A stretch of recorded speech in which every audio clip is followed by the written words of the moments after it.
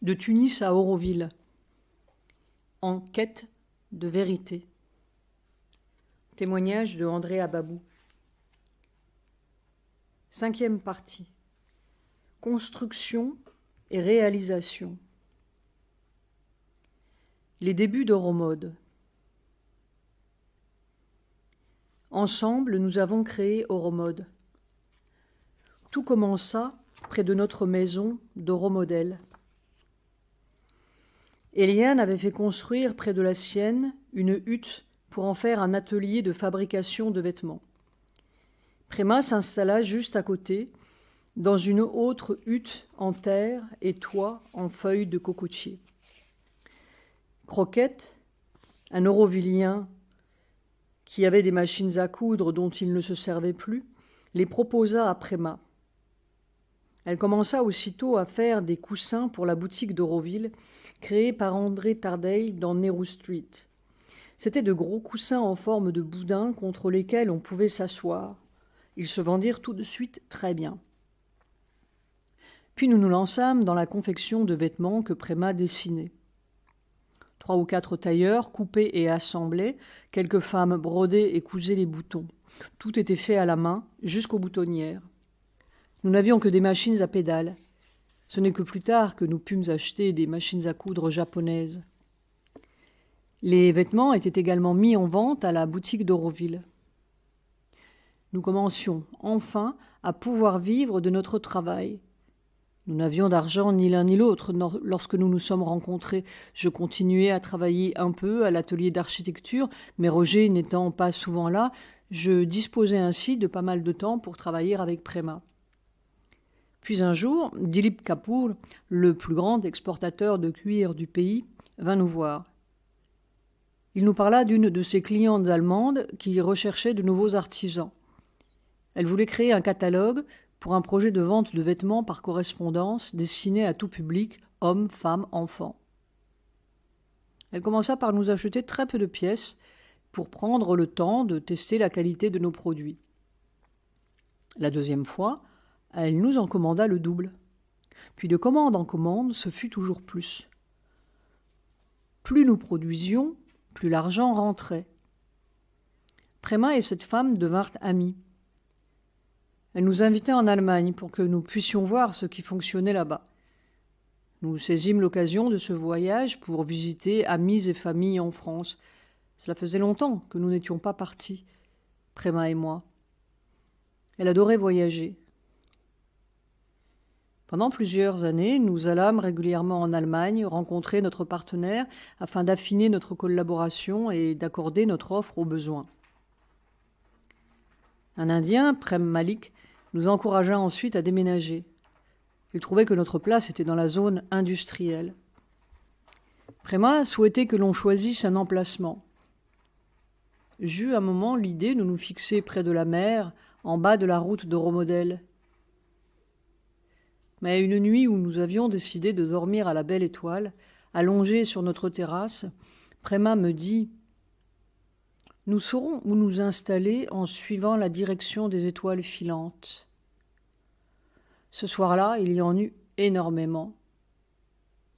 Elles filaient toutes vers le nord. C'est ainsi qu'un jour, sur une charrette à bœufs contenant tous nos biens, accompagnés de Gérard et Fabienne, qui travaillaient régulièrement avec nous, nous arrivâmes à cet endroit appelé Takshanalaya, qui n'est autre que l'actuel Euromode. Il y avait un bâtiment en ferro-ciment dans lequel Paul Vincent faisait de la menuiserie. Des Eurovilliens de révélation habitaient également là. Les autres occupants étaient des vaches. Nous expliquâmes que nous venions nous installer dans la zone industrielle, mais un des gars refusa de nous laisser déposer nos affaires. Je comptais sur l'énergie et la volonté de Préma pour résoudre la situation. J'imaginais qu'elle allait élever la voix et pousser des coudes. Mais ce n'est pas de cette manière qu'elle s'y prit. Elle commençait à gagner de l'argent et elle offrit à l'un d'eux, Hervé, un shed en terre. Il accepta. Son copain l'accusa de traîtrise. Gérard trouva alors la parole juste. « Si tu nous empêches de nous installer, tu seras et resteras pour toujours et pour tous celui qui a empêché la zone industrielle de voir le jour. Gérard et Fabienne partirent ensuite assez vite d'Auroville. Les maintenances n'étant pas très élevées, ils allèrent s'installer en Afrique, où Gérard avait trouvé du travail. La clôture qui sépare cette zone du parc Mahakali donna lieu à un long conflit. Tom voulait que la barrière soit du côté du parc, je n'étais pas d'accord. Sur les plans d'Auroville, la haie d'arbres, qui existe toujours, faisait partie de la zone industrielle. Un jour, Patrick, qui habitait en face, arriva armé d'une arbalète. Tom était présent. Il me malmena avec des paroles très agressives. Après des mois de conflit, je n'en pouvais plus. Je finis par renoncer. Il était vitalement plus fort que moi. Je lui cédai la partie qu'il voulait. Ce qui me surprit le plus fut sa réaction au moment où je lui annonçai ma décision. « Eh bien, il t'en a fallu du temps pour lâcher, » me dit-il. Je m'attendais à des remerciements, absolument pas à ce genre de remarques. Des années plus tard, j'ai évoqué cet épisode avec lui, et il ne se souvenait aucunement que j'avais fait un effort considérable pour mettre fin à ce désaccord. Son souvenir restait que j'avais mis beaucoup de temps à abandonner cette haie. Cela m'a permis de constater avec étonnement comme chacun perçoit et vit les choses de manière différente. Ceux qui restaient encore sur place finirent par partir. Le secrétaire d'Auroville avait donné son accord pour que nous nous installions à cet endroit, sous réserve que l'énorme dette d'électricité contractée par Paul Vincent soit payée. Préma l'épongea. Paul Vincent reprit ses vaches et partit. Une affaire qui marche. Le premier nom de notre entreprise fut Euromodel Atelier. Nous avons été la première unité de production et commerciale de la zone industrielle. Puis vinrent le CSR, l'atelier d'Eliane, celui de Valérie, qui travaillait pour la même cliente que nous, mais sur le créneau des vêtements pour enfants seulement, DW Shop. Nous ne réalisions pas uniquement des vêtements, nous étions très créatifs et essayions de nouvelles choses le plus souvent possible, diversifiant ainsi nos produits. À un moment donné, je fis même des cartes postales et des lampes. À un autre, je réalisais des t-shirts que je peignais à l'aide d'un spray. Puis Préma sut que j'avais fait de la sérigraphie sur papier. Elle me demanda de réfléchir à la manière d'en faire sur tissu. Ceci est l'illustration même de la façon dont nous fonctionnions, Préma et moi. Souvent, j'avais une idée, Préma m'encourageait à la développer pour ensuite la mettre en œuvre et la réaliser. Toutefois, les techniques entre le papier et le tissu étaient totalement différentes. La sérigraphie est un procédé d'imprimerie sophistiqué. Il y a la question de la couleur et du relief. Je devais tout apprendre.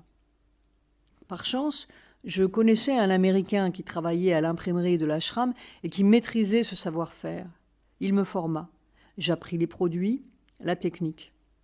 Et finalement, je créai un atelier de sérigraphie sur tissu à Euromode, le nouveau nom de notre atelier. Il ne fut pas simple de trouver des ouvriers formés à l'imprimerie, mais nous eûmes de nouveau la chance d'en rencontrer un à Pondichéry qui accepta de venir travailler pour nous. Peu de temps après, nous fîmes un séjour en France. Alors que nous rendions visite à ma mère, nous la trouvâmes en pleine activité de peinture sur soie. Elle avait devant elle un petit cadre sur lequel sa soie était fixée.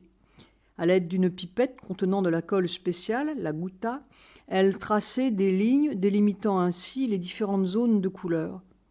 Cela faisait un certi. Une fois la colle sèche, elle déposait la peinture avec un pinceau qui se répandait. J'eus aussitôt l'idée de faire la même chose à Euromode. De la peinture sur soie, un atelier de peinture sur soie. J'achetai un peu de matériel, de la colle, des couleurs. De retour à Auroville, je fis des foulards en soie. L'aspect le plus compliqué concernait le graphisme. J'étais le seul compétent en la matière. Nos employés étaient certes très habiles, notamment pour mettre la couleur, mais pour dessiner, il était impératif que je trouve quelqu'un pour me seconder, faute de quoi la production de foulards serait très limitée. La reproduction d'un dessin sur chaque pièce nécessitant du temps, seul je ne pourrais créer que peu de foulards. Une autre difficulté survint rapidement. Après avoir réalisé chaque pièce, la colle s'accumulait sur le cadre et sur l'écran. Il m'était absolument impossible d'utiliser un nouveau support pour chaque foulard. Je devais trouver une colle qui s'enlève à l'eau de manière à ne pas abîmer la soie suivante. J'eus beau chercher, je ne trouvais rien. J'avais confié mon problème à un touriste français qui s'était montré intéressé par notre activité. Peu après, il se présenta à moi avec une solution. Il avait réfléchi à ma difficulté, avait fait des recherches, puis des essais, jusqu'à trouver exactement la colle dont j'avais besoin. N'est-ce pas incroyable la façon dont la vie nous offre des cadeaux, mettant sur notre route la personne juste, celle dont nous avons justement besoin à cet instant. Ce peut être encore un livre, un film, une parole. Je mesure combien, de ce point de vue, j'ai toujours été gâtée. L'atelier de peinture sur soie marcha formidablement bien pendant de nombreuses années. Je voulais tellement que ce soit beau. Nous ne nous contentâmes pas des foulards, nous réalisâmes aussi des saris en soie peinte. Au fur et à mesure de notre succès, nous construisions davantage de bâtiments afin d'abriter les différents ateliers. Je conçus et construisis l'ensemble des bâtiments, utilisant toujours le ferrociment, y compris pour réaliser les toitures. Je créai d'abord des moules qui étaient fabriqués sur un terrain à côté. On recouvrait ensuite les moules d'huile, puis de chicken mesh, du grillage de poulailler. Enfin, on projetait le ciment sur le tout, puis on les démoulait. Le site d'Oromode a vraiment du cachet et plaît aux gens de passage comme à ceux qui y travaillent. À une certaine époque, l'entreprise comptait près de 300 ouvriers. Nous exportions, toujours en Allemagne. Oromode fut longtemps, avec Maroma, l'entreprise qui rapportait le plus d'argent à Auroville. Mes autres projets, entre dessin et architecture. Au début d'Aspiration, aucun atelier d'artisanat n'existait encore, mais nous avions installé un bureau d'architecture dans la salle à manger. Les tables à dessin avaient trouvé place entre les colonnes. André Tardeil, qui avait développé un atelier dansant à Aspiration, le transmit à Rose, la fille d'Eliane, et à Kamel. Ce fut la première unité d'Aspiration. Malheureusement, ils se firent voler par leur comptable. Paul prit le relais avec sa partenaire Laura, créant Maroma. De mon côté, j'avais créé un atelier de sérigraphie dans une hutte. Satprem m'avait demandé un portrait de mère pour illustrer les agendas. Je fis un très beau portrait en or à partir d'une photo. Mère se tenait sur le balcon de l'ashram, les mains posées sur la balustrade. Je grattais la photo pour laisser passer la couleur et pour que les points d'or s'infiltrent. De cette manière, Mère apparaissait dorée. Au bas de la photo, l'agenda était écrit en rouge. Paul me demanda ensuite de travailler pour Maroma et de concevoir les emballages des encens ainsi que des portants afin d'exporter les encens. Je faisais les dessins. Vaya compléter mon travail en réalisant le graphisme. Elle était très douée. Je réalisais également de nombreux logos pour Maroma, Kalki, le Ciru. Mère nous avait autorisé à broder autour de son symbole. Pour Maroma, je choisis une fleur. Pour Kalki, un homme sur un cheval blanc. Je voulais qu'il représente tout à la fois la chevalerie occidentale et l'Orient. À Oromode, j'avais aussi conservé mon bureau d'architecture, ce qui me permit de continuer à répondre à des projets tout en créant des vêtements. l'école de New Création. Je dessinai ce projet très rapidement. J'eus la vision de l'ensemble, je n'eus plus qu'à la dessiner. Je réalisais toutes mes constructions en ferro-ciment. Je maîtrisais cette technique et l'appréciais d'autant plus qu'elle autorisait de penser des formes tout à fait différentes, contrairement à l'architecture traditionnelle. Elle permettait le modelage en quelque sorte. Roger trouva le projet intéressant et il y ajouta sa touche personnelle, le génial petit plus. Il s'agissait des pieds des maisons qui s'ancraient dans le sol et venaient jusque sous le toit pour le soutenir. Au lieu de les penser simples et droits, il leur donna une force dans l'ancrage en les inclinant vers l'intérieur.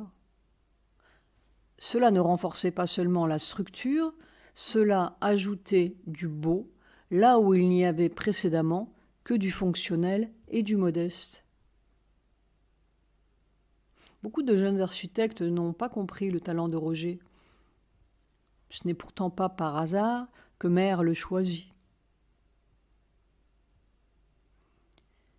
Nous rendant à Madras, nous eûmes l'occasion avec Prema de survoler l'école de New Creation.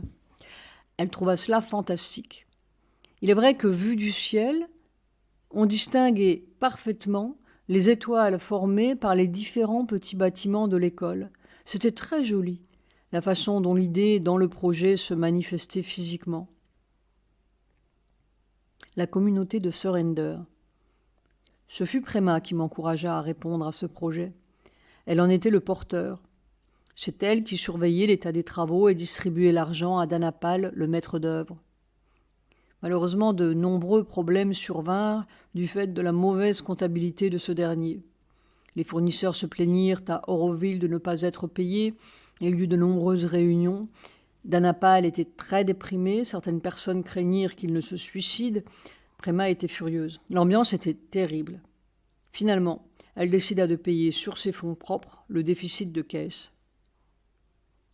En raison de tous ces problèmes, la réalisation du projet prit un temps fou. Je mis cependant beaucoup de cœur à construire ces maisons individuelles mitoyennes dont le nombre et la taille évoluaient et variaient en fonction de la demande. Le pavillon de la culture tibétaine. Roger m'avait demandé de postuler. Nous étions 2 sur ce projet. Le financeur exigeait que le bâtiment soit fait en terre et mon projet n'obéissait pas à cette exigence. Ce fut un peu compliqué.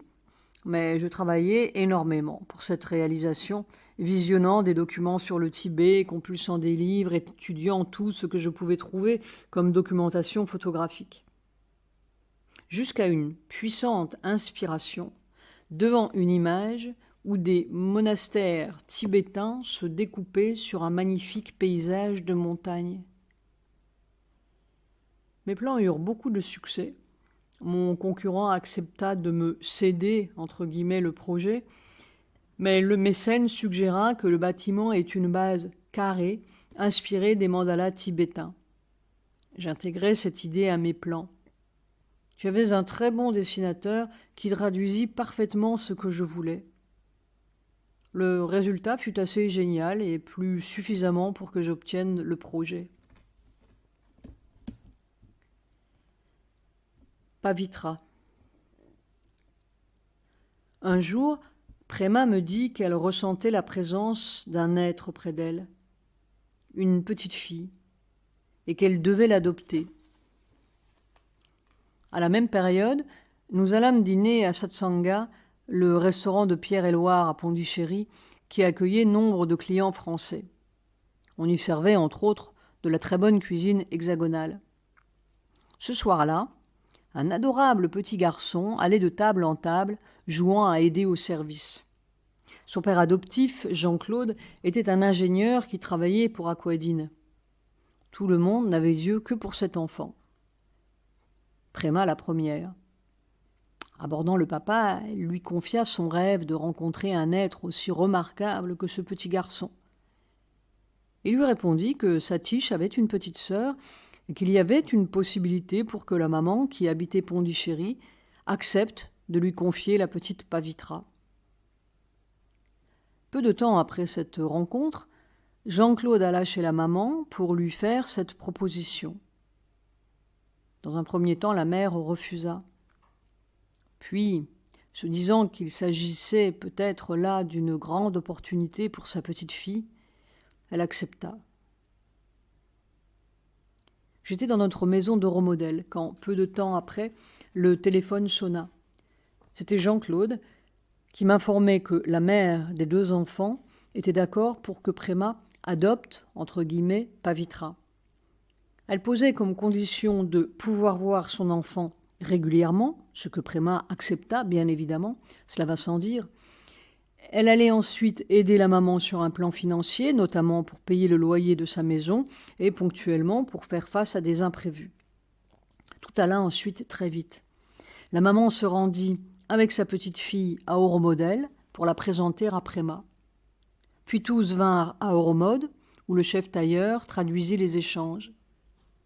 Enfin, on frappa à la porte de mon studio pour que je rencontre Pavitra, qui n'avait que 3 ans. Lorsque je la vis cette première fois, elle me fixa de ses grands yeux, sans scier ni détourner le regard. Elle me parut très consciente. C'est ainsi que nous adoptâmes Pavitra. Alors que sa maman s'apprêtait à partir, la petite se mit à pleurer. Préma lui donna une de ces petites poupées en tissu que nous confectionnions. C'était une petite poupée noire qui l'apaisa quelques instants. Le soir même, Préma alla chercher Pavitra à l'école de New Creation, puis l'accompagna chez nous à Euromodel. Mais Pavitra ne comprenait pas du tout ce qui se passait. Elle se mit à pleurer. Préma eut l'idée d'appeler le maître Cooper, qui habitait à proximité, et il vint aussitôt. Pavitra était dans la chambre, et malgré ses larmes, elle essayait tous les interrupteurs qui s'y trouvaient, allumant et éteignant les différentes lumières.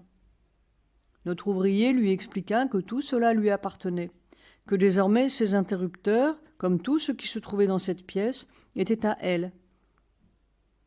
La petite fille comprit, et cessa immédiatement de pleurer.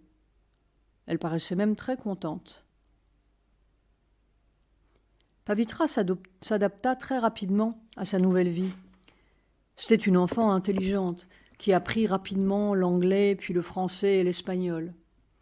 À l'école, elle a toujours été une excellente élève, de Dipanam jusqu'à l'école de transition. Je l'y conduisais souvent en moto. Nous recevions des félicitations de tous les professeurs pour l'excellence de notre fille qui a toujours été si brillante. Ce n'est que lorsque Préma eut ce terrible cancer, puis qu'elle finit par nous quitter, que les résultats scolaires de Pavitra à Future School s'en ressentirent.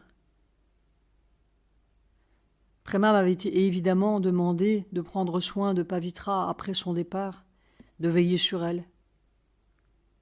Elle avait elle-même préparé sa fille à son absence. Mais ce fut affreusement difficile pour Pavitra de vivre sans la présence physique de sa maman. Leur amour était si intense. Elles ont fait tant de choses ensemble, tant de voyages, dont certains étaient exclusivement destinés à la plongée, activité qui les passionnait toutes les deux. Je me sentais parfois exclue de cette relation assez fusionnelle et en souffrais un peu.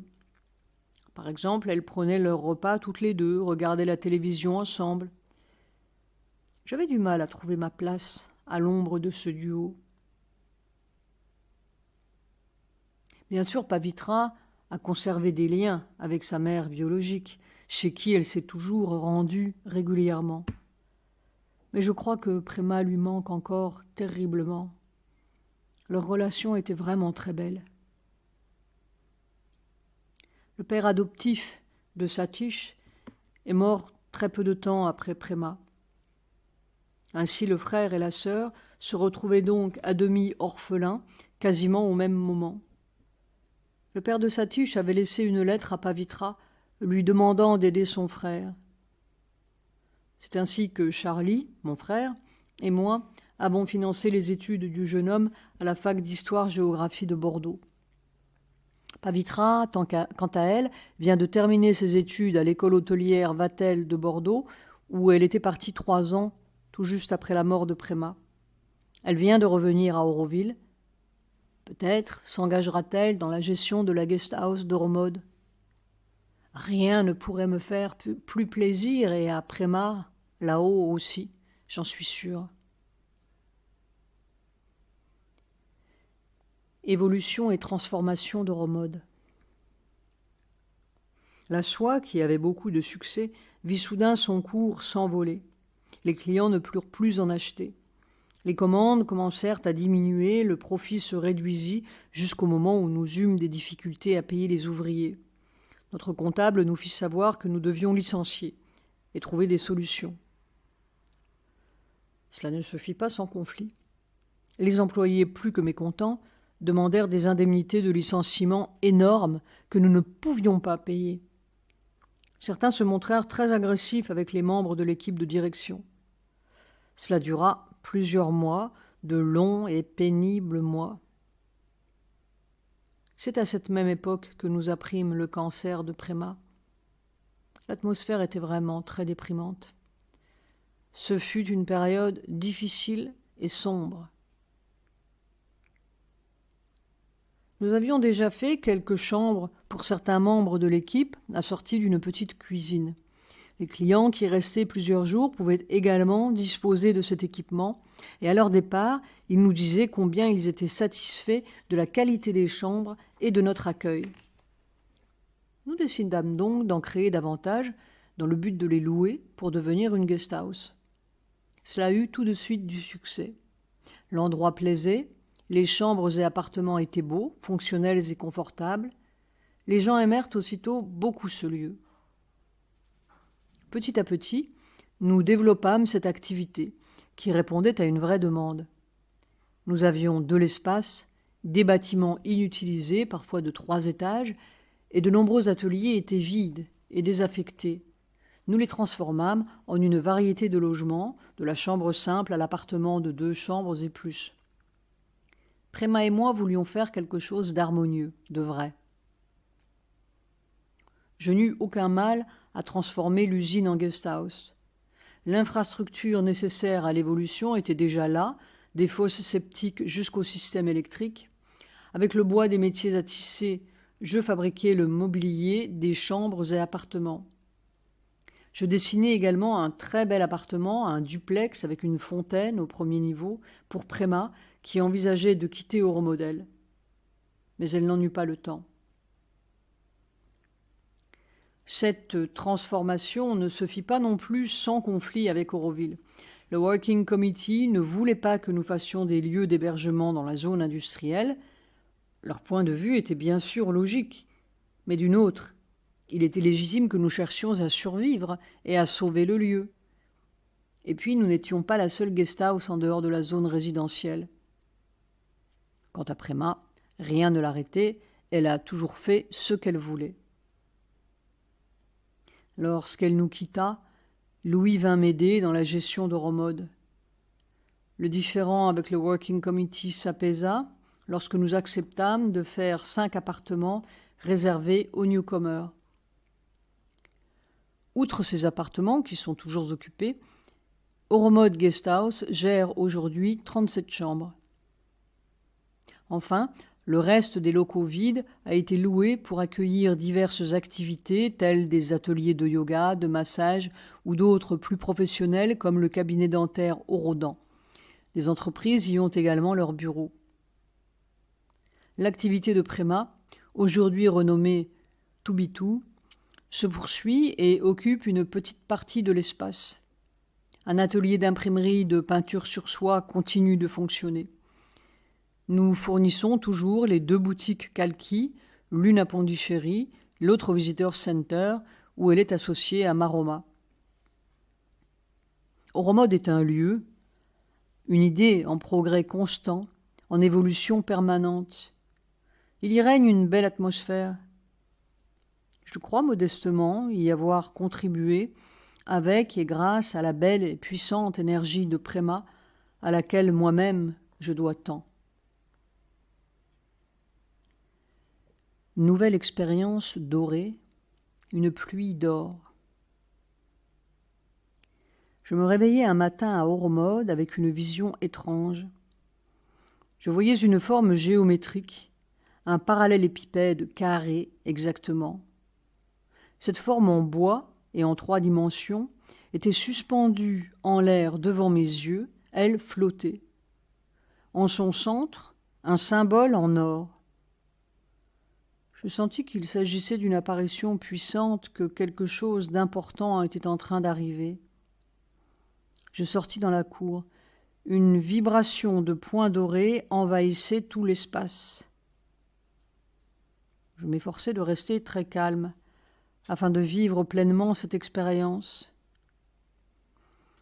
Mais quand je me dirigeai vers la sortie d'Ormode, le gardien au portail se trouva complètement attiré par moi. En fait, dès l'instant où il me vit, il se colla, pour ainsi dire, à moi, ne me lâchant pas d'une semelle, comme si une force attractive émanait de moi. Il me suivait partout. Cela m'agaçait profondément, je voulais être seule, tranquille. Je sentais que c'était une journée très spéciale. Il y avait cette conscience d'or dans l'air. Puis je me retrouvai comme au cinéma. Je devins le spectateur de ce qui se passait. Je me voyais de l'extérieur. Je pouvais observer mon ego. J'étais témoin de la scène et, de ce fait, j'étais protégé. Rien ne pouvait m'atteindre. Je me trouvais dans une conscience supérieure. Tous ces points d'or autour de moi et partout, c'était comme une pluie légère. Je ressentais qu'il était impossible que je sois le seul à voir ça, mais je voulais en avoir confirmation. Je pensais aussitôt à appeler Bagwandas, mais je réalisais que nous étions un dimanche, il m'était donc impossible de le joindre à Aquadine. Préma organisait ce jour-là un barbecue à Oromodel avec des Français. Je me suis dit, je vais aller là-bas et en discutant avec les gens, je verrai bien s'ils voient la même chose que moi. Je ne me souviens plus des invités, exception faite d'un type que je n'avais pas trouvé particulièrement brillant. J'arrive à Oromodel, les gens sont regroupés autour de la piscine, une atmosphère de grande joie règne parmi les convives. Mais après avoir discuté un peu avec chacun, je comprends qu'aucun ne vit ce que je vis. Aucun ne voit cette conscience dorée qui nous entoure. J'attire alors Préma un peu à l'écart pour lui parler. Après m'avoir écouté, elle pose son doigt sur la bouche en signe de silence. Elle sent elle aussi quelque chose, mais elle sait que si j'en parle, personne ne comprendra. Frustré de n'avoir rien pu partager, je m'arrête à tantôt sur le chemin du retour. Je m'assieds près d'un homme que j'aime bien, mais rien, toujours rien. Je rentre à Ormode, m'allonge sur mon lit. Ma respiration se met alors en marche automatique. Sans que je commande quoi que ce soit, ma poitrine se soulève amplement, comme si je faisais un pranayama. À cette époque, je pratiquais beaucoup cette technique de respiration. J'y vis un signe. Je devais cesser de pratiquer, j'avais suffisamment intégré cette technique. Aujourd'hui, je crois m'être trompée dans mon interprétation, mais c'est ainsi que je vécus les choses. Je continuais à observer et laisser faire cette respiration lente et profonde, naturelle et indépendante de ma volonté. Le phénomène prenait de l'ampleur. Je me levai et allai devant les photos de Mère et Sri Aurobindo. J'eus alors une vision de flamme. Ça ressemblait à l'enfer, mais c'était tout à fait positif, comme un grand feu purificateur qui nettoie pour laisser place à quelque chose de nouveau. Puis petit à petit, le feu, comme la pluie d'or à l'extérieur, disparurent. L'expérience avait duré toute la journée, et pendant toutes ces heures, j'avais été témoin de moi-même vivant l'arrivée d'une nouvelle conscience. Dès le lendemain, je joignis Bhagwandas au téléphone. Je voulais avoir son avis. Quand je lui demandai « Tu as senti ?» il me répondit « Non ». Au moment où je voulus lui expliquer ce qui s'était passé la veille, ma respiration se bloqua. Je ne pus lui raconter. Je compris que je ne devais rien en dire à cet instant. Je lui expliquai que je lui parlerais à un meilleur moment. Quelques jours plus tard, je lui téléphonai de nouveau et lui expliquai tout. « Je ressens que ce que tu me dis est authentique », ont été ses mots. Et ils étaient vraiment essentiels pour moi. Parfois, lorsque l'on vit seul des expériences fortes comme celle-ci, on peut avoir l'impression de devenir fou. La vie des personnes en qui on a une confiance totale est alors extrêmement important. C'était tellement fort, j'avais besoin de témoins. Amitié. Bhagwandas. Bhagwandas quitta Paris avec son ami Alain Monnier le même été que John et moi, et nous suivîmes la même route. C'est au cours de son service militaire à Paris que Bhagwandas avait trouvé dans la fameuse librairie Gilbert Jeune le livre de Satprem, L'aventure de la conscience. Ce livre de Satprem fut vraiment le sésame d'entrée à Auroville pour de nombreuses personnes, dont bien sûr un grand nombre de Français. Nous nous sommes rencontrés à Aspiration. Comme nous vivions là tous les deux, j'allais souvent dans sa hutte, où nous discutions de longues heures de spiritualité et de yoga. Nous n'avons cessé, pendant ces 50 années d'amitié, de partager nos questionnements, nos évolutions, nos doutes et nos progrès sur nos quêtes spirituelles respectives. Nous avons toujours eu conscience et confiance l'un et l'autre dans nos destinées respectives, liées à Sri Aurobindo et à Mère. Nous étions sur le même chemin. Et bien sûr, nous avions confiance l'un dans l'autre. Nous nous comprenons. Tels de vrais amis, nous nous racontons tout, y compris nos histoires de cœur. Bhagwandas fut très présent au moment où je traversais cette crise après la séparation d'avec Delphine. Même s'il ne pouvait rien pour moi, il était là. Plus tard, bien sûr, il rencontra Prema et tous deux s'apprécièrent immédiatement. Bhagwandas nous confiait également à Louis et moi ses différents projets, comme lorsqu'il eut l'idée de Aquadine. Louis. En 1970, Claire Rousse, une amie de Vincenzo, demanda à Louis d'apporter de France des pièces mécaniques afin de réparer les véhicules français de la première caravane arrivée en octobre 1969. Et c'est ainsi que Louis découvrit Auroville. Il n'avait aucune aspiration spirituelle, ni aucune intention de rejoindre Auroville, juste le projet de faire un tour du monde en débutant par l'Inde. Mais une fois sur place, ce projet de ville du futur, le rêve de Mère, le travail de Sri Aurobindo, tout cela l'intrigua et le fascina. Il n'eut de cesse de vouloir comprendre, interrogeant tous ceux qui pouvaient lui enseigner un peu de cette connaissance, se rendant d'une hutte à l'autre pour en savoir plus. Bhagwandas fut celui avec qui il échangea le plus. Leur amitié à tous deux prend racine dans ces premiers instants de Louis à Auroville. Elle se renforça davantage encore lorsque, à la demande de Roger Anger, ils travaillèrent ensemble à la construction du toit de la School. Note de bas de page, le toit était composé d'une trentaine d'entonnoirs rectangulaires en polyester qui recevaient l'eau. Le lien est toujours très actuel qui les unit. Il est très beau et très fort. Par la suite, Louis fit des allers-retours réguliers entre Auroville et la France, où il travaillait pour gagner de l'argent. Il achetait de vieilles bâtisses sur la côte d'Azur qu'il avait le don de magnifiquement restaurer. Prema et moi eûmes d'emblée un très bon contact avec Geneviève quand Louis nous la présenta. De même avec Bagwandas, nous nous entendions tous très bien. Préma était encore là quand je fis mon premier AVC. Mais après le second, je me retrouvais vraiment très amoindrie.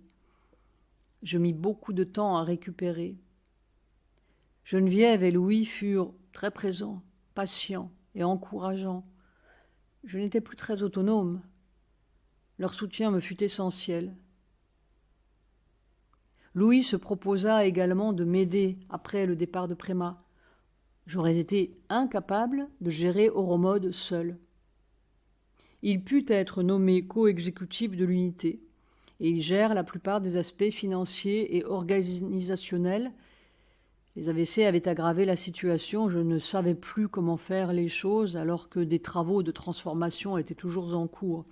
Louis était la personne parfaite pour me relayer à ce niveau-là aussi, car avec les affaires de rénovation de maisons qu'il avait faites en France, il n'eut aucune difficulté à s'investir dans ce travail et à le superviser. Qui sait ce qu'il serait advenu d'Oromode sans son aide et sans son soutien? Louis est une personne extrêmement généreuse, qui a un sens de l'amitié très important. Au-delà de toute cette aide matérielle primordiale pour moi, Louis a également toujours été très présent pour Pavitra. Tous deux s'aiment énormément. Il l'a toujours écouté et conseillé pour ses projets d'études notamment. Il occupe en quelque sorte un rôle de parrain auprès d'elle. Elle l'appelle oncle Louis. Lorsque Préma a quitté son corps, Louis s'est occupé du transfert de la maison d'Oromodel au service du logement d'Auroville contre un appartement à Sunship en prévision du retour de Pavitra. L'an passé, Louis s'est fait opérer du cœur en France. Il a été absent plus longtemps que d'habitude, et voilà que cette année, c'est le coronavirus qui le maintient éloigné depuis plusieurs mois. Mais nous nous téléphonons et nous nous voyons régulièrement grâce aux nouvelles technologies et aux réseaux sociaux. J'ai tant de gratitude d'avoir ces merveilleux et précieux amis dans ma vie. Polo et l'aventure s'apprennent. Comme moi, Polo est né à Tunis et il était juif. Nous avions énormément en commun. Par exemple, lorsque nous évoquions nos mères, nous retrouvions des façons communes qu'elles avaient de s'exprimer. Autre mystère magique de la vie, c'est mon ami d'enfance, Alain Chouffant, celui qui m'avait attiré à ses côtés tout au fond de la classe, qui nous mit en relation, Polo et moi. Alain habitait le même immeuble que moi à Tunis, 82-89 avenue de Paris. Nous allions à l'école ensemble. Bien que cancre, il était né pour être journaliste. Dans son cahier de classe, il écrivait des articles sur la vie à l'école, nos professeurs, les courses cyclistes, etc. Adulte, il travailla au Nouvel Observateur et devint l'ami de Jean Daniel. Je ne sais pas comment Polo et Alain se sont rencontrés, mais c'était à Paris, où ils vivaient tous les deux. Ils draguaient beaucoup ensemble. La drague chez les Juifs de Tunisie, c'était quelque chose. Tous les deux étaient très forts à ce jeu, qu'ils pratiquaient tant qu'ils pouvaient. Polo a toujours adoré cela, ce qui déplaisait beaucoup à Geneviève. Louis m'a pourtant raconté comment son frère et lui, durant la saison estivale, faisaient du gringue aux belles touristes suédoises qui séjournaient dans l'hôtel de leur père à Nice, sous l'œil bienveillant de celui-ci. À cette époque, la drague n'était pas mal vue ni malvenue, cela faisait partie de la vie et du processus de séduction entre hommes et femmes. De mon côté, si j'ai toujours apprécié la compagnie féminine, je n'aimais pas draguer. Polo ne comprenait pas cela, et une sorte de rituel s'est instauré entre nous à ce propos. Lorsque je lui disais que j'avais rencontré une femme avec qui j'avais beaucoup discuté et passé un agréable moment, et il me questionnait « Et alors ?» ce qui était sa manière de demander si nous avions flirté ou même fait l'amour.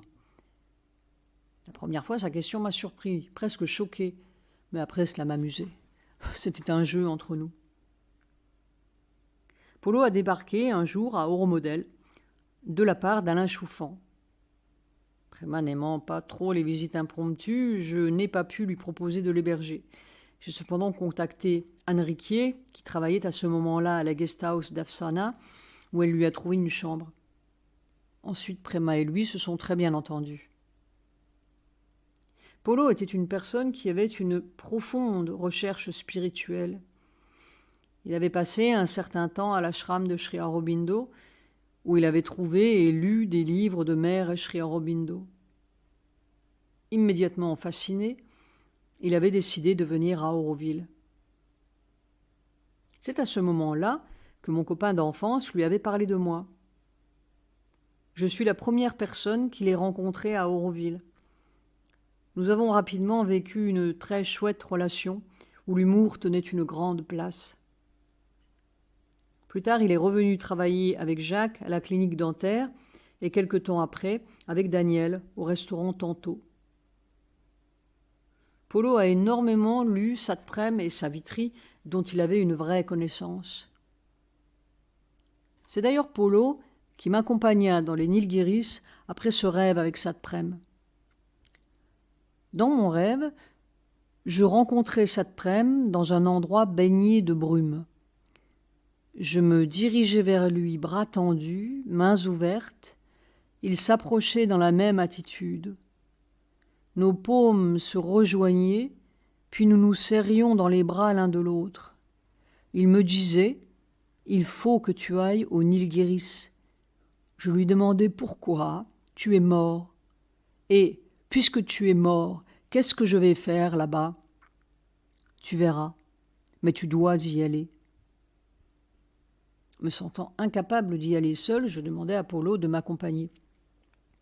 À notre arrivée, nous fûmes surpris de trouver le portail cadenassé avec une grande chaîne. Polo trouva une autre porte en contrebas qu'il ouvrit.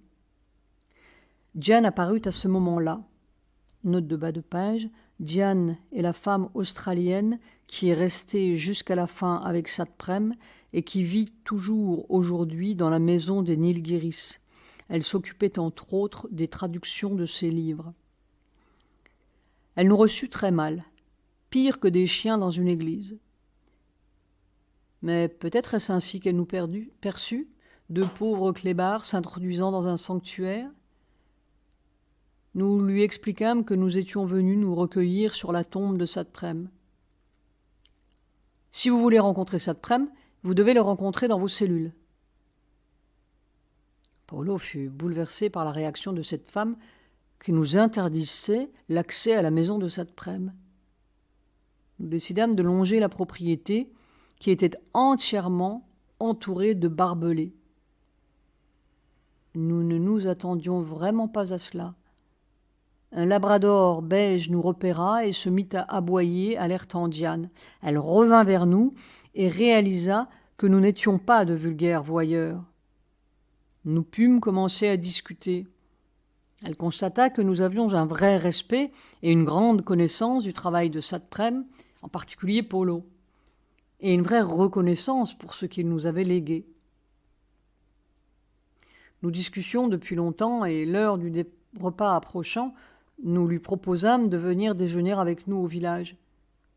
Elle ne nous avait pas laissé rentrer, par respect pour Satprem qui ne recevait pas les Aurovilliens venus le visiter. Elle en était toutefois gênée. Je sus alors pourquoi nous étions venus, pourquoi Satprem m'avait demandé de venir. Nous devions permettre à Diane de changer son regard a priori hostile sur les gens qui se présentaient. Je crois que nous y parvînmes, car notre conversation au cours de ce repas fut passionnante. Peu nous importa alors de n'avoir pu nous recueillir sur la tombe de Satprem ou de ne pas nous être approchés du lieu où il avait vécu ces dernières années. Nous repartîmes vers Auroville à travers les magnifiques paysages environnants, dont la plantation de thé de Satprem que Diane continue de gérer. Le départ de Préma. Quand elle sut qu'elle avait un cancer, Préma eut davantage besoin de moi. Je lui rendais autant de visites que possible, mais malgré tout l'amour que j'avais pour elle, je me sentais nul et impuissant. Je priais beaucoup. Je pensais pouvoir ainsi l'aider. En réalité, mes pouvoirs étaient très limités. Je compris qu'elle devait aussi être active.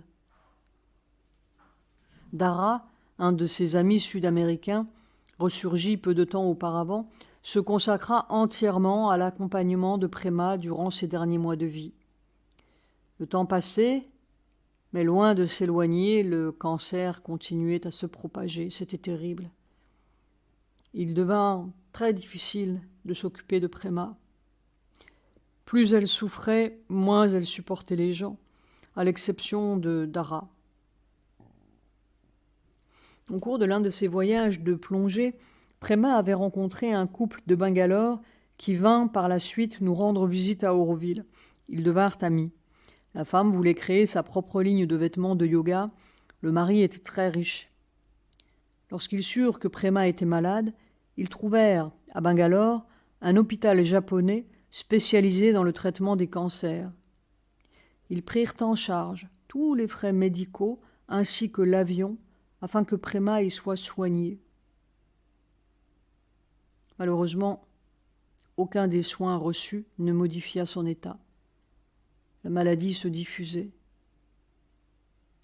C'était le moment pour elle de partir. Les douleurs devinrent de plus en plus fortes jusqu'à l'intolérable. La morphine ne suffisait plus. Les méditations que nous faisions non plus. Un soir, elle reçut une dose plus importante. Le matin suivant, elle me fit appeler, mécontente d'être toujours en vie.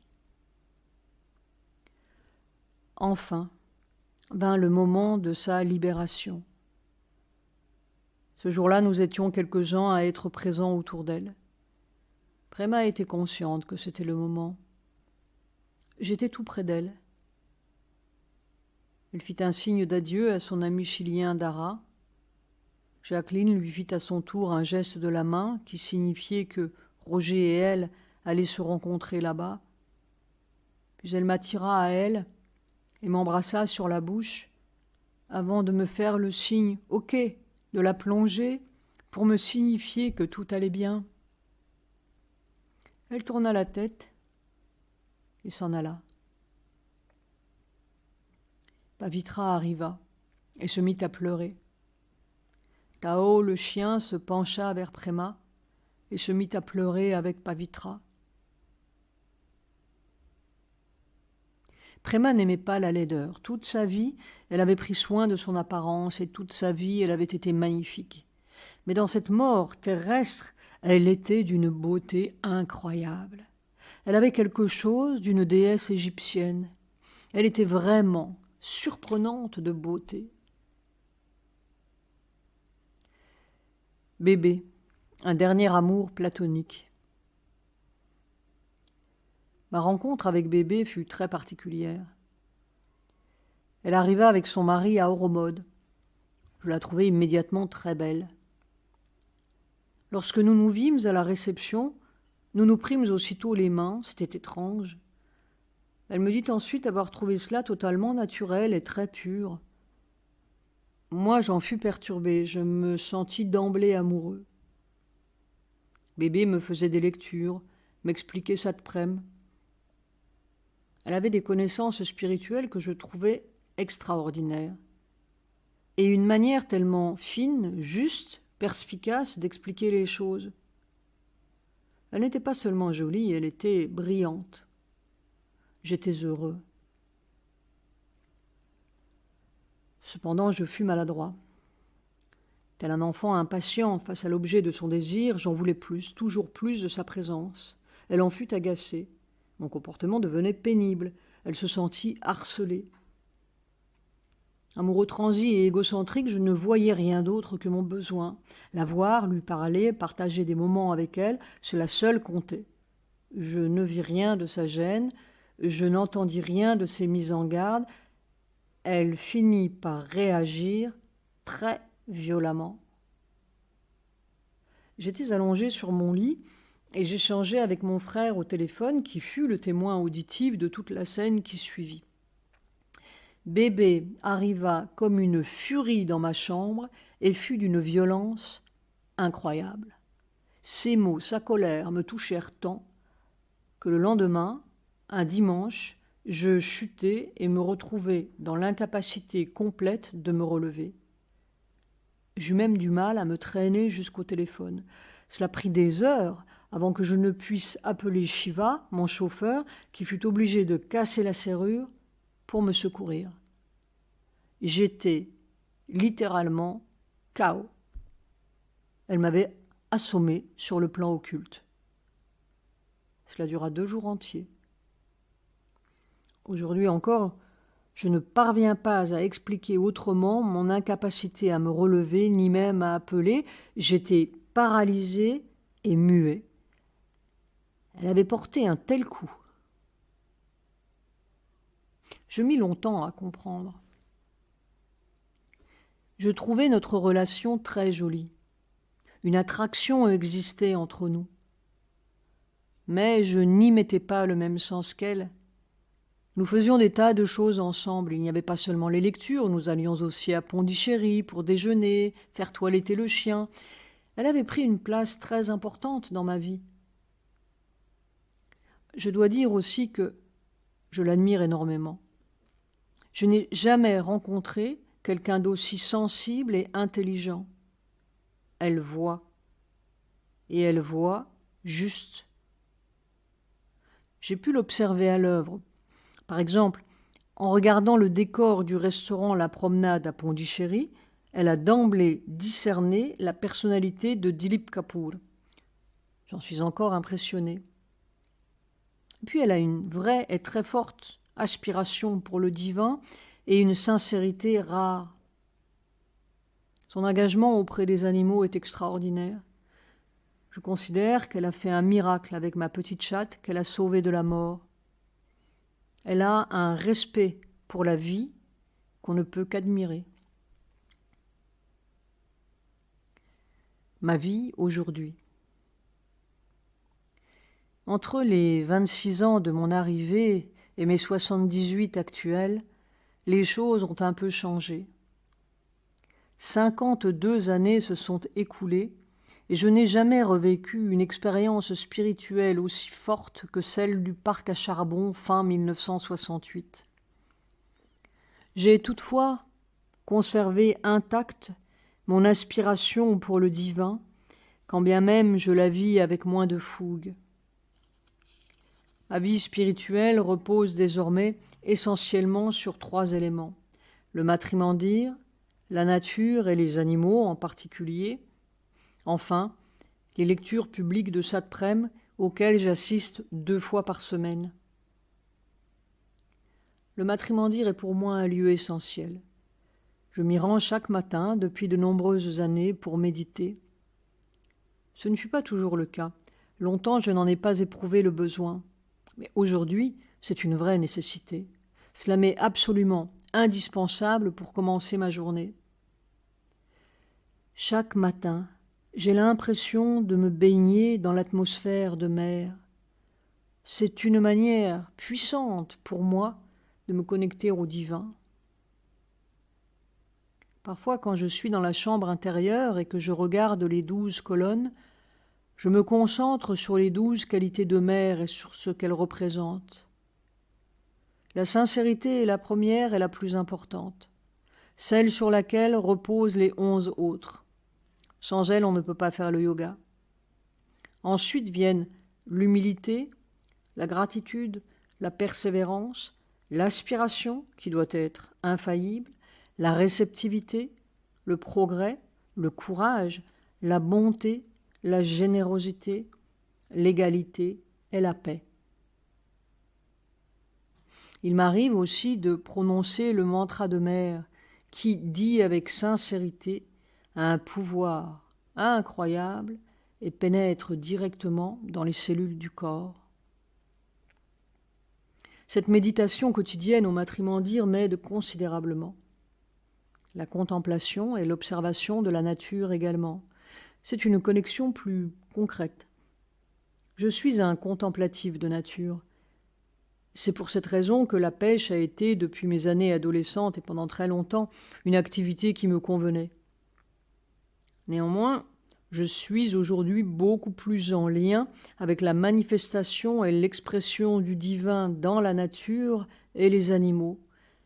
Je dois en remercier Bébé, qui m'a ouvert le chemin vers cet amour-là. Grâce à elle, j'ai pu reconnaître et développer une vraie relation de cœur avec les animaux. Je me sens en paix et en harmonie lorsque j'observe mon chien, un oiseau. Il y a aussi le paon qui m'attend chaque matin pour que je lui donne une petite poignée de graines. J'adore marcher dans la forêt et regarder comment la nature reprend ses droits et se régénère dans la beauté après la pluie. Ce sont des moments où je me sens vraiment proche du divin. Je ne suis toutefois pas misanthrope. J'aime aussi être en relation avec les êtres humains. J'adore rencontrer les gens lorsque je vais au matriment dire, échanger un peu, un mot ou deux. Cela me rend heureux. Je discute par exemple avec Kartik, l'un des jardiniers. Il aime me faire découvrir une plante, une fleur. Très souvent, il m'en offre une. Un jour, il m'a montré une feuille de cactus qui ne s'épanouit qu'une seule journée par an. Il partage sa passion avec moi, c'est très beau. La lecture et les livres sont pour certaines personnes, comme Bhagwandas et Geneviève, essentiels. Pour ma part, je n'ai jamais été un grand lecteur, mais je dois avouer que lire m'est de plus en plus difficile. Or, j'ai la chance inouïe de pouvoir bénéficier des lectures publiques hebdomadaires de Bébé à Oromode. Ces moments me sont également devenus spirituellement indispensables. Bébé lit extraordinairement bien, c'est clair, limpide, je comprends tout. Nul besoin d'appareil auditif pour corriger ma surdité. Mais, abstraction faite de cet aspect très prosaïque, ce qui passe durant ces moments se situe bien au-delà de la lecture et de l'écoute, au-delà du rapport entre la lectrice et son auditoire. Dans sa manière de dire Satprem, Bébé met la lumière sur ses mots, sur ce qu'il exprime.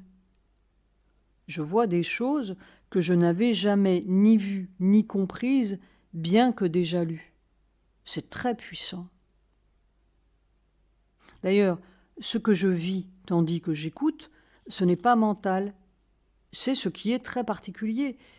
Il n'est pas nécessaire de comprendre mentalement. Ça communique quelque chose d'incroyable, au-delà du mental. C'est physique. Ça pénètre dans le corps, dans les cellules. Ces lectures ont un vrai pouvoir. Elles sont un peu comme un mantra. J'absorbe les mots, le sens et bien davantage. Je suis dans un état de réceptivité aiguë. Je parviens à comprendre la transformation des cellules, la nouvelle connaissance, le nouveau monde. Ces séances de lecture me sont extrêmement précieuses. Elles me permettent de me rapprocher de Mère et de Satprem. Je me sens infiniment connectée à eux. J'aimerais tellement que plus de personnes découvrent, vivent et partagent à leur tour cette expérience fantastique et riche. Auroville et moi. Lorsqu'au début de l'année 1968, j'ai reçu cette lettre de l'ashram avec la brochure sur Auroville, mon intuition était juste. Cette ville de l'aurore était l'endroit où je devais être et où j'allais vivre toute ma vie. Je ne me trompais pas non plus lorsqu'à Kaboul je répondais au consul qui me questionnait que j'allais en Inde pour y rester définitivement. Je savais. Durant toutes ces années, je ne me suis jamais éloignée plus de quelques semaines. Je vis toujours en essayant de manifester la spiritualité enseignée par Mère et Sri Aurobindo, mais le programme est vaste et prendra encore beaucoup de temps avant d'être réalisé. Nous sommes bien éloignés de l'être supramental vers lequel nous nous dirigeons toutefois. Lorsque nous sommes arrivés, jeunes, pleins d'ardeur et de foi, de prétention également, nous pensions tous que nous allions devenir immortels. Mère nous a remis à notre place. Nous n'avions aucune idée réelle du travail qu'elle menait depuis toutes ces années et de celui qui restait à accomplir. Je crois qu'il faut beaucoup de temps pour avoir la bonne attitude et pour progresser. C'est un projet ambitieux et complexe. Nous ne sommes pas encore prêts, même si au fil des années, nous tendons à nous en approcher sur un plan individuel. Je suis convaincu que quelque chose est à l'œuvre malgré nous, pas grâce à nous, et que ça fait son chemin. Je reste optimiste. J'ai confiance en ce qui va advenir. J'ai confiance en Auroville. C'est le lieu où la manifestation se réalisera en premier. Bien sûr, je trouve parfois que certains jeunes qui arrivent sont un peu arrogants. Ils prétendent savoir mieux que nous ce qui doit être fait, vers quoi nous devrions tendre. Puis je nous revois, plus de 50 ans en arrière.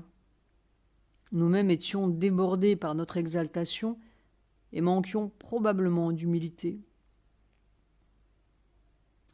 Ce qui me touche sans doute le plus dans l'Auroville d'aujourd'hui, c'est tout ce travail qui est fait autour de l'écologie, que nous avions, il est vrai, peu développé à notre arrivée, même s'il y eut, entre autres, le travail de reforestation et la cuisine solaire. Nous suivons, me semble-t-il, une tendance mondiale actuelle à plus de respect pour la nature, pour la planète, qu'il s'agisse de notre rapport aux animaux, à notre nourriture, à la problématique de l'eau, à l'autosuffisance alimentaire, au tri sélectif des déchets, à une consommation plus consciente, etc. De nombreuses études et recherches sont menées, ici comme ailleurs, sur les énergies renouvelables. Et pour ce qui est d'un sujet qui m'est plus familier, l'architecture se fait également plus respectueuse et moins polluante, avec des structures qui permettent la circulation de l'air, évitent l'air conditionné, et d'autres qui privilégient l'utilisation de terre plutôt que de ciment, etc. L'évolution collective reste beaucoup plus compliquée. Certes, l'administration d'Auroville est un sujet complexe. Néanmoins, je pense que l'idée de tous ces groupes n'est pas forcément bonne. Il s'agit assurément d'une critique, et la critique est facile, tandis que l'action ne l'est absolument pas. Je suis d'autant plus mal placé pour faire des propositions que je n'y comprends rien. Je m'y perds totalement dans tous ces groupes et sigles, FAMC, BCC, WC, etc. Je n'ai pas d'idée ou de solution à offrir, mais je ne crois pas que Mère aurait fait les choses ainsi. Je pense que nous manquons terriblement de personnes éclairées et sincères. Ces groupes de travail révèlent notre pauvre humanité, avec les égos qui veulent se faire entendre, les enjeux de pouvoir, les conflits qui en découlent. Nous essayons de collaborer pour développer la ville avec l'aspiration, mais nous sommes très limités. Ne pas se juger, être ensemble, ne pas laisser les égos individuels dominer, vaste programme encore que celui-là. Si je prends l'exemple du matrimondir et de sa gestion, à un niveau moindre de gouvernance collective, je suis atterré. Il va sans dire que je me sens beaucoup plus proche des jardiniers qui font leur travail avec une grande sincérité et très souvent avec passion que des membres du groupe décisionnel. Je sais aussi que la situation est provisoire, qu'elle n'est qu'une étape de notre cheminement, de notre développement. Nous en sommes à ce stade car nous n'avons pas la connaissance supramentale. Le futur, j'en suis sûr, sera différent. Quant à ma contribution personnelle au développement d'Auroville, il s'agit, je pense, d'Euromode que nous avons créé, Préma et moi. D'une part, cette entreprise a considérablement participé financièrement au développement de la cité. Et puis, je crois pouvoir dire que l'actuel guesthouse d'Euromode concourt à diffuser et transmettre l'idéal d'Auroville. C'est un lieu où nous mettons les gens en relation avec l'idée d'Auroville et le travail de Mère. Je constate en effet que de nombreux touristes reviennent, cherchent à découvrir et à comprendre. Parfois même ils s'engagent et décident de devenir newcomers. Sur un plan plus individuel encore, j'ai essayé de faire des constructions belles et harmonieuses. Celles dont je suis le plus fier sont l'école de New Creation et bien sûr le pavillon de la culture tibétaine. Épilogue. Ce travail de récit et d'écriture, dont j'ai ressenti le besoin, m'a obligé à parcourir ma vie depuis mon premier cri et en deçà jusqu'à cette année 2020 où je suis évidemment plus proche d'une sortie de scène que d'une entrée. Ce fut d'une richesse que je ne soupçonnais pas. Beaucoup d'aspects ont été mis en lumière. Certains souvenirs oubliés ont refait surface, me permettant de comprendre autrement ce qui avait été vécu et entrepris. Je peux voir, sans ombre ni tricherie aucune, ce qui est beau et ce qui ne l'est pas, les défauts que je n'ai pas réussi à corriger, les comportements ou les attitudes que j'ai eus qui n'étaient ni très jolis ni très justes, les sentiments pas très nobles, ainsi la jalousie dont j'ai souffert à un moment donné et qui m'avait rendu bien laid. Je réalise par exemple que vis-à-vis de ma grand-mère, qui me portait un amour immense et inconditionnel, je n'ai pas été très aimant, ni agréable. Je lui préférais de beaucoup la compagnie de mon grand-père, dont les magnifiques et doux yeux bleus illuminaient le beau visage encadré de cheveux blancs. Je le trouvais magnifique. Je suis également en paix avec ce que je suis. On m'a par exemple toujours taxé d'être un rêveur. J'en ai parfois été blessé. Certains m'ont même rejeté pour cela. De fait, rares sont ceux qui m'ont de tout temps accepté tel que j'étais. Aujourd'hui, je sais, et j'accepte être ce rêveur. Je parviens à me situer en tant que tel. L'idée ne me gêne plus. Oui, je suis un rêveur. Je n'ai jamais été doué pour ni ancré dans la matérialité de la vie, bien que j'ai construit des bâtiments. Et alors ? Cela n'est absolument pas incompatible avec le yoga de Sri Aurobindo. Plus agréablement, on m'a également dit conteur. Fréquemment, des personnes ont exprimé du plaisir à m'écouter. Mon plus grand souhait concernant cet aspect de ma personne est que ceux qui liront ces pages partagent cet avis et ne s'ennuient pas trop. Auroville, c'est ma vie. C'est ici que je devais être, depuis le commencement. Je ne me sens réellement bien et je ne suis moi-même qu'ici. J'ai un peu voyagé, bien sûr, notamment avec Préma qui adorait partir, mais pour ma part, je n'ai jamais supporté l'idée de m'éloigner trop longtemps d'Auroville. Contrairement à elle, le voyage n'était pas primordial. Je me souviens de certaines très belles échappées, comme en Italie et à Venise, ou en Indonésie, où nous étions allés plonger. Note de bas de page, Préma était accro à la plongée, elle adorait en faire de nuit, ce qui m'effrayait complètement. J'ai évidemment adoré voir la beauté du monde animal et végétal sous-marin, tous ces poissons aux formes et couleurs incroyables. Il y a eu aussi ce merveilleux voyage au Kenya avec Préma, Pavitra, Bernard Borg et sa fille Mirabelle. C'était absolument fantastique de pouvoir admirer les animaux sauvages dans leur élément naturel. Nous avions pu observer des guépards chassant des gazelles inoubliables. Tout le monde devrait avoir cette chance. Moins exotiques, mais aussi très beaux, sont les endroits que m'ont fait découvrir en France mon frère Charlie, Louis et Geneviève. Cependant, une fois que j'ai vu quelque chose, je n'éprouve pas le besoin de le revoir ou d'en retrouver une version similaire. Et puis surtout, chaque fois que je suis loin d'Auroville, quelque chose me manque et j'éprouve très rapidement le besoin de rentrer. Je ne peux pas m'éloigner plus de quelques semaines et pas tous les ans, loin de là. Auroville est ma ville. ma maison, ma vie. Auroville est unique et porte en elle les empreintes de Sri Aurobindo et de mère. Elle est, selon moi, éternelle. J'ai tant de gratitude envers mère pour m'avoir accueilli.